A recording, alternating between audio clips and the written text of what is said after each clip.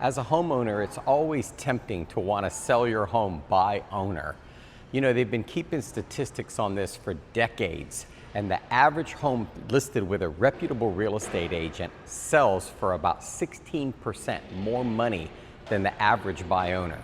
You've got to really look at these statistics because the buyer coming in to purchase your home also is giving up the services of a real estate professional, and there's really only one commission that you're trying to save.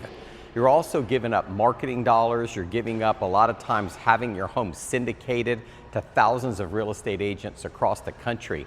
And you have to remember, it is a good fantasy and it seems like, hey, this is a good idea, but the more eyes that you have on your property, the more people that you have looking at it with professional photography, professional drones, professional video, professional direct mail marketing that goes out to potential buyers, the more eyes that your real estate agent can get on your home, the more showings you're going to have.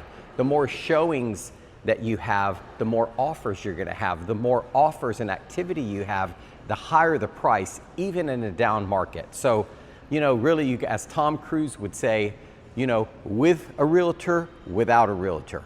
With a realtor, without a realtor. You got to do the numbers, do the math. It's going to put more money in your pocket listing your home with a reputable real estate agent.